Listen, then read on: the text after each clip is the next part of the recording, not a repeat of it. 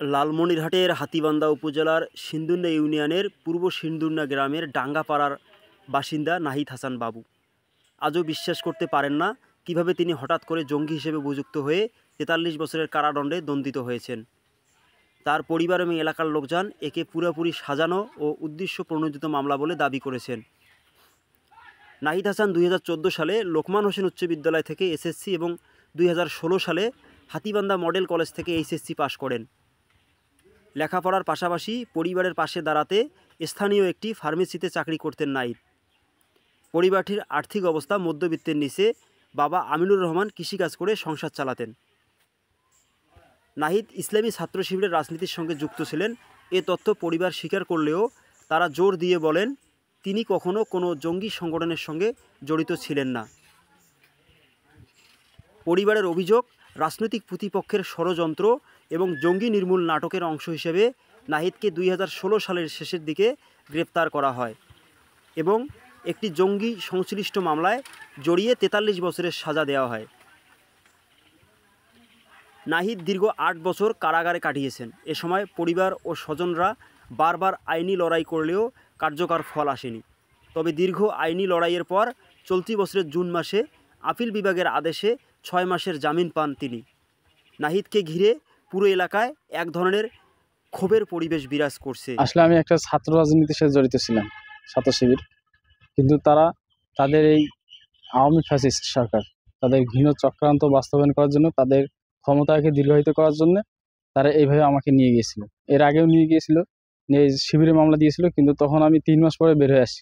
আমাকে জমি মামলায় গ্রেপ্তার দেখানো হয়, কিন্তু আসলে আমি এগুলোর সাথে কোনোভাবে সম্পৃক্ত ছিলাম না এবং তাদেরকে সাপোর্টও করি না। ঠিক আছে, যেহেতু আমি ছাত্র শিবিরের রাজনীতির সাথে জড়িত, সেহেতু এগুলোতে যাওয়ার কোনো প্রশ্নই ওঠে না। কিন্তু আমি যতটুকু জানি যে তারা এই জঙ্গি নাটকগুলো মূলত সাজিয়েছে তারা তাদের প্রমোশনের জন্য এবং পার্শ্ববর্তী রাষ্ট্রের ঘৃণ চক্রান্ত বাস্তবায়ন করার জন্য। হ্যাঁ, এটার মাধ্যমে তারা ইসলাম বিদ্বেষ মূলত পোষণ করছে। না না না, ওরা একটা ইতিম সভা, সে ডাক্তারের দোকান থেকে আস্তে আস্তে মানুষ জমানেছে, সে জঙ্গিটা কীভাবে হয়? যে ব্যক্তি ওকে জঙ্গি বলে, আমি বলি ওই লোকটা জঙ্গি। সারা ইউনিয়ন, সারা হাতীবান্ধা লালমনিরহাট ডিস্ট্রিক্ট কেউ বলবে না জঙ্গি।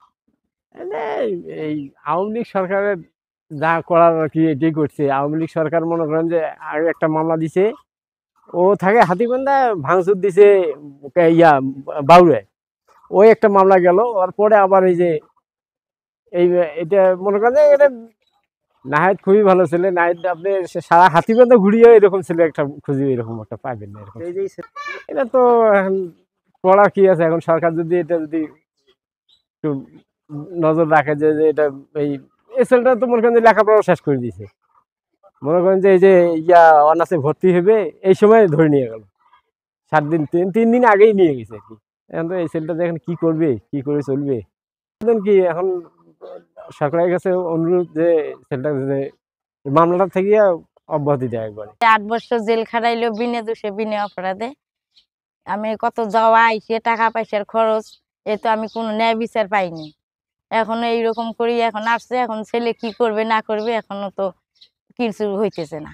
কত বছর জেল খাটছিল? 8 বছর। এখন কি জামিনে আছে না? এখন জামিনে আছে।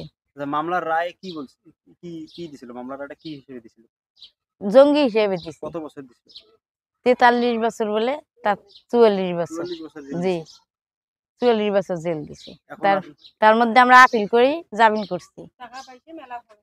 এখন বিচার চাচ্ছি আমার সবার জন্য। এতদিন যে আমি আমার হয়রানি করছে, অথচ আমার সবাই হয়রানি হয়েছে, তার জন্য আমি এখন ন্যায় বিচার চাই সরকারের কাছে। ছেলে তো খুব ভালো ছেলে, ওর 6 নাই কথা জানেন না, খুব সুন্দর বড় মতো ছেলে। এই এই এই আমার এলাকাটা নাই, সে নির্দোষীতে অদোষী করিয়ে নিয়ে গেছি, এইটাই জানি। কিন্তু আমরা শুনি, আমি তো বুড়ি হয়ে গেলাম বাবা, তবু আমি শুনি নাই যে একটা ছেলের জিলি 44 বছর হইতে পারে। আমি ওই কথা তো কোনোদিন শুনি নাই। আমি জানি যে একটা ছেলে 21 বছর জেল হইতে পারে।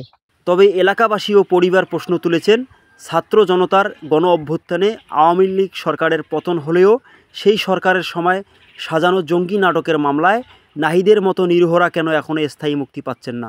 কারা দায়ী এই ষড়যন্ত্রের জন্য? নাহিদের পরিবার ও স্থানীয়রা সরকারের কাছে নাহিদের মামলাটি পূর্ণ তদন্ত ও পূর্ণ বিচার চাচ্ছেন।